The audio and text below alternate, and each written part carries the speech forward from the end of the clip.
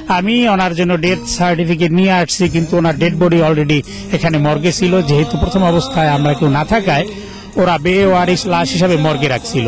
পরে আমাদের সহযোগিতা এখানে ওনাকে দাফন করা হয়। বেওয়ারিশ লাশ হিসাবে 16 বছর আগে রোমের এখানেই দাফন করা হয়েছিল প্রখ্যাত কথা সাহিত্যিক শামসুদ্দিন আবুল কালামকে। 1959 সাল থেকে একটানা 38 বছর ইতালিতে বসবাসের পর 1997 সালের 10 জানুয়ারি রোমে মৃত্যুবরণ করলে দুর্ভাগ্যজনকভাবে খ্রিস্টান কবরস্থানে দাফন সম্পন্ন হয় তাঁর। রোমের প্রেমাপর্তায় সম্প্রতি শামসুদ্দিন আবুল কালামের সমাধির পাশে নিউজ এনআরবির সাথে কথা বলছিলেন ইতালির প্রবীণতম বাঙালি ও স্বনামধন্য কমিউনিটি ব্যক্তিত্ব লুৎফর রহমান, যিনি দেশটিতে বসবাস করছেন 40 বছর ধরে। 1973 সালে আমি যখন রোমে আসি তখন থেকে শামসুদ্দিন আবুল কালামের সাথে আমার পরিচয়। উনি এবং আর একজন রোমে ছিল আমার আগে, মাত্র 2 জন। ওনার সাথে আমরা পিয়াসা উকলি দিতে বিকালে বসতাম, চাটা খাইতাম, গল্প করতাম। এরপরে 74 থেকে উনি আমাদের সাথে দূতাবাসেও কাজ করছেন প্রেস অ্যাটাচি হিসাবে। তবে উনি ইটালিতে এফএওতে চাকরি করতেন, চলচ্চিত্র জগতের সাথে জড়িত ছিলেন, ইটালিয়ান ভাষা, বাংলা ভাষায় বিভিন্ন ভাষায় বই টই লিখতেন। এই আর কি, ওনার সাহিত্যিক জীবন ছিল আর কি। তার সাথে উনি অন্য কাজও করতেন। চলচ্চিত্র জগতে উনি কো ডাইরেক্টর ছিল কয়েকটা ছবিতে। উনি 1997 পর্যন্ত জীবিত ছিলেন। তখন এফএওতেই সবচেয়ে বেশি কাজ করতেন, কারণ চলচ্চিত্র জগতে তখন আর অতটা জড়িত ছিল না, এফএওর কাজেই ব্যস্ত ছিলেন। তবে 97 সালে মারা যাওয়ার আগ পর্যন্ত একটু বোধহয় অসুস্থ ছিলেন মাঝে মধ্যে, যতটুকু আমার জানা আর কি। শামসুদ্দিন আবুল কালাম এমন একজন সাহিত্যিক, শুধু তাই না, স্কলার ছিলেন, যে উনি সাধারণত সবার সাথে মিশত না। রোমে বোধহয় ওনার সাথে আমার সাথেই সবসময় পরিচয় ছিল।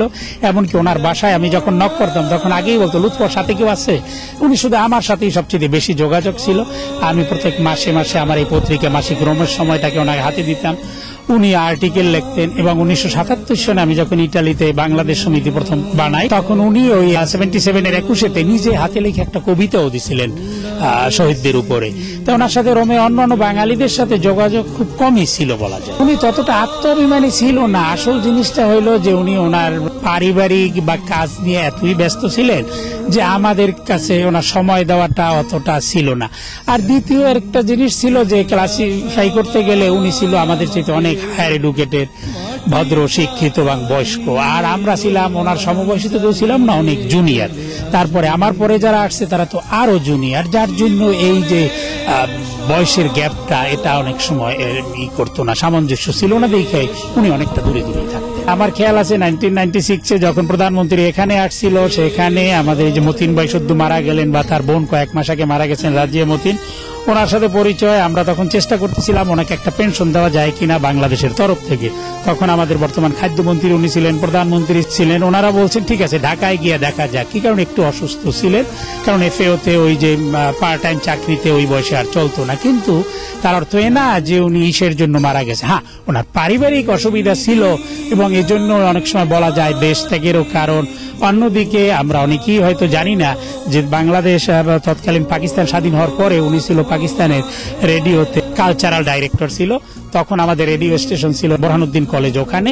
এবং তখন 52-র পরে যখন হয় যে আরবি হরফে বাংলা লিখতে হবে, আর উনি ওই রেডিওতে কালচারাল ডাইরেক্টর এবং ওনার কাশবনের কন্যা বের হইতেছে, আইয়ুব তখন সবেমাত্র ক্ষমতা আসলো, এসব বিভিন্ন নিয়ে উনি 59-এ একটা স্কলারশিপ নিয়ে ইটালিতে চলে আসেন এবং এই 59 থেকেই উনি ইটালিতে ছিলেন। তবে পারিবারিক কিছু তার সম্পর্ক খারাপ থাকলে ওটা ছিল একান্ত ব্যক্তিগত। আমরা কোনোদিন স্যারের কাছে এটা জিজ্ঞাসাও করি না, যদিও পরে আমরা জানছি। কিন্তু ওই অভিমানে উনি না, কামিলিয়াকে উনি কয়েকবার এখানে নিয়ে আসছেন, তার মেয়েকে, এবং ইটালিতে থাকার জন্য অনেকবার তাকে বলা হয়েছিল, কিন্তু সে থাকে নাই।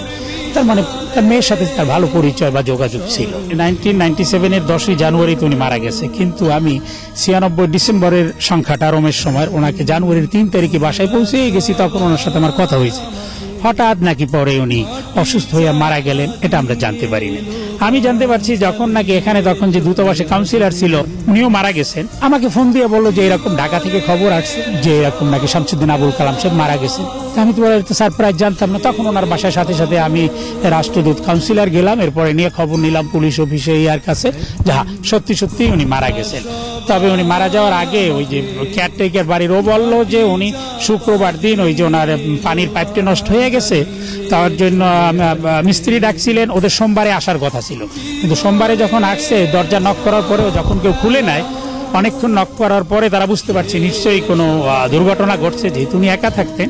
এই জন্য তারা তখন ফায়ার সার্ভিসের লোক ডাইকা জালানা ভেঙে ভিতরে ঢুকে দেখছেন যিনি বেডের উপরে শায়িত মৃত্যু অবস্থায়। তারপর থেকে খ্রিস্টান কবরস্থানে শামসুদ্দিন আবুল কালামের সমাধি দেখাশোনা করে আসছেন তৎকালীন রোমের সময় পত্রিকার সম্পাদক লুৎফর রহমান। এখানে ফ্যামিলির কেউ ছিল না বললেই চলে। উনি যে মারা গেছে এটা আমি জানার পরে আমাকে বলতে গেলে দায়িত্বটা পালন করতে হয়েছে মানে মেজরিটি। তার সাথে সহযোগিতা করছে তৎকালীন বাংলাদেশের রাষ্ট্রদূত মোহাম্মদ জমির এবং লন্ডনে যে সদ্য মারা গেল মতিন ভাই বা গফফার ভাই।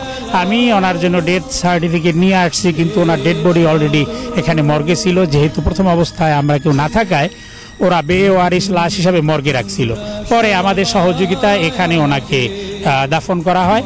তবে ইসলামিক গোরস্থানে নিতে গেলে যেহেতু অনেক বাধ্যবাধকতা ছিল, তখন ওখানে নেওয়া যায়নি।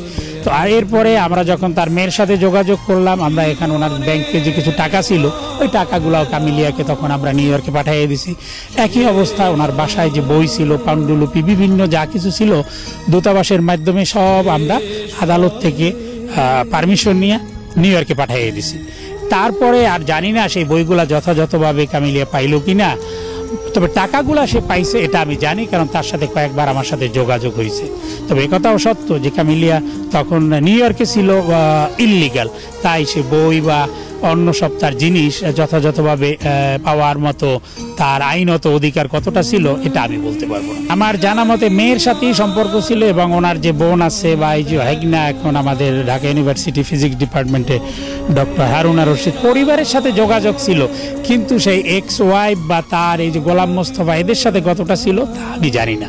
প্রত্যেক 2 বছর পরে পরে উনি দেশে যাইতেন এবং উনি মারা যাওয়ার পরে তার বোনরা ঢাকা থেকে আমাকে ফোন করছে, তার ভাগ্নিরা আমার জন্য বই নিয়ে আসছে। তার মা, তার ছোট বোন যে বই লিখছিল তার উপরে কয়েক বছর আগে 21-এ ওই বইটা খুব হাইলাইট করছিল শামসুদ্দিন আবুল কালামের উপরে। তাদের সাথে আমার যোগাযোগ ছিল, যেহেতু ওনারা মনে করতো ইটালিতে আমি একমাত্র ওনার কবরস্থানটা দেখাশোনা করছি, এবং এজন্যই দূতাবাস থেকেও অথরাইজ করা হয়েছে ওনার কবরস্থানটাকে ইসলামিক গোরস্থানে ট্রান্সফার করার সব দায়িত্ব আমাকে দিছে।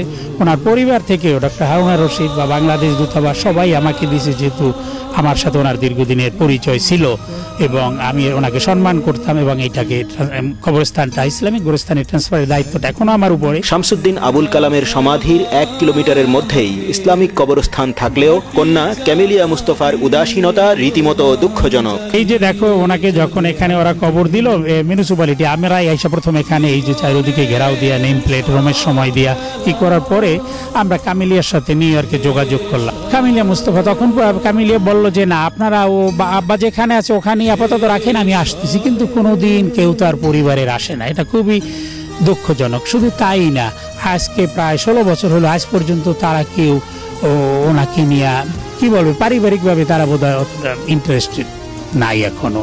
শুধুমাত্র আমি আসি, দেখাশোনা করি এই। তবে ইসলামিক গোরস্থানে আবেদন করার পরে যেহেতু তার মেয়ে আছে, এখানে আইনত একটু জটিলতা আছে, যে জন্য আমাকে অনুমতি দিয়েছে দূতাবাস, ডক্টর হারুনা রশিদ বা বাংলাদেশ থেকে এখানে ইসলামিক সেন্টার।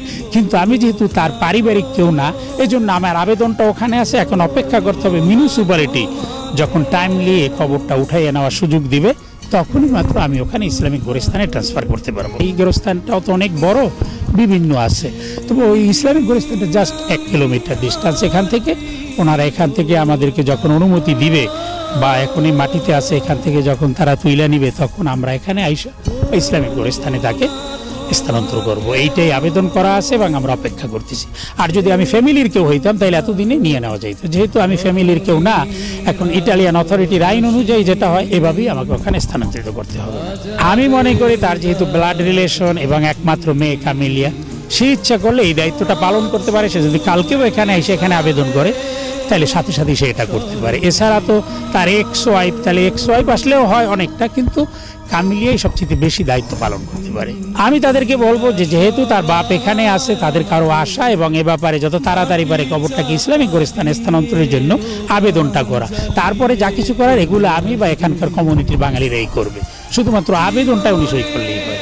এবং এজন্য ওনাকে গফফার ভাইও কয়েকবার আবেদন করছে, বিশিষ্ট লেখক গফফার চৌধুরী, কিন্তু উনি কোনোদিনই আসে নাই তার বাপের কবরটাকে স্থানান্তরিত করার জন্য ওই আবেদনপত্রটা সই করতে। বাংলার কৃতি সন্তান স্বনামধন্য কথা সাহিত্যিক শামসুদ্দিন আবুল কালামের বিদেহী আত্মার শান্তি কামনা করছি আমরা। Mainul Islam Nasim, news NRB, Rome, Italy.